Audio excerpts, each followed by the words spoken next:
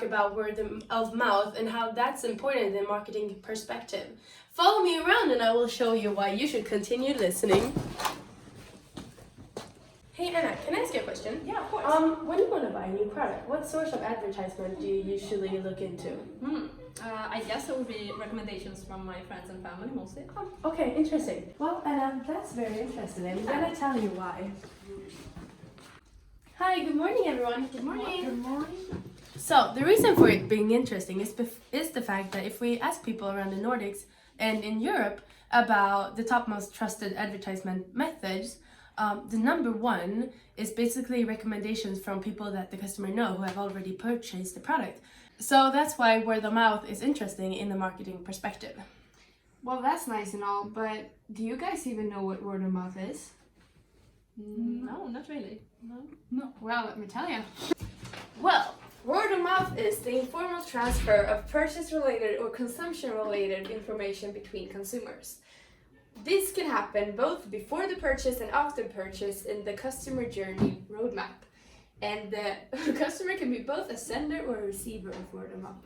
Excuse me, I have a question. What if someone made comments online and is it also called word of mouth? Well, that's a super interesting question, but that is actually not the case. That is actually called word of mouth. And that is information related to purchase or consumption transmitted by mobile phones or computers between consumers. So now you know what word of mouth is, but do you know how to measure it? No. Well, actually I do. Well, when measuring word of mouth, we can either measure behavior or intentions. Behavior is more about measuring how many times we have already recommended something to someone else, while intentions, on the other hand, is more about how likely it is that we're going to recommend something to someone else in the future. And then we have two different answer options that we can use while making a questionnaire. One is a simple answer with yes or no, or a scale where a person answering has an opportunity to mark how likely it is that he or she is going to recommend something to her friend or someone else. And some examples of the questions that can be asked. How many times have you talked about the product or service to someone else when measuring behavior? And how likely it is that you would recommend this product or service to a friend when measuring intentions? Well, but what's the impact of word of mouth? Does anyone know?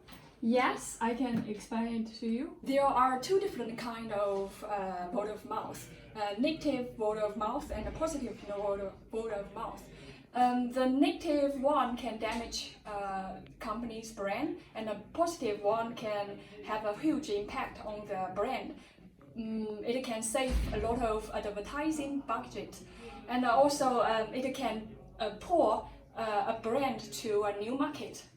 But wait, I'm wondering now, can a company impact or control word of mouth? No, the company cannot control the word of mouth, but there are some strategies to impact. Yes, so one way for the companies to impact the word of mouth is to create satisfied customers. This way, the higher the satisfaction, the higher the likelihood that the customer would engage in recommendations. Another way of impacting word of mouth is to create a positive and a high arousing emotion in the customer. This makes the customer more inclined to engage in word of mouth and also results in a more positive word of mouth. A third way of impacting word of mouth is to stimulate the sender, and this can be done by, for example, making sure that the product stands out or having an exclusive event to stimulate and create a buzz. The fourth strategy is to stimulate the word of mouth through a receiver's point of view by, for example, mentioning how many customers has bought the product within the ad. The fifth strategy that we're going to mention in this video is that the salesperson can actually just ask the customer to recommend them. When talking about word of mouth strategy, it's also important to address those issues that we have with word of mouth. One could be the distinction between, we're talking about intentions and behaviors. We actually have to collect data both about the likeliness of people talking about the product, that would be the intentions, and how many they have actually talked to, which would be the behavior. On the other side, we also have the content of word of mouth. What is really the content?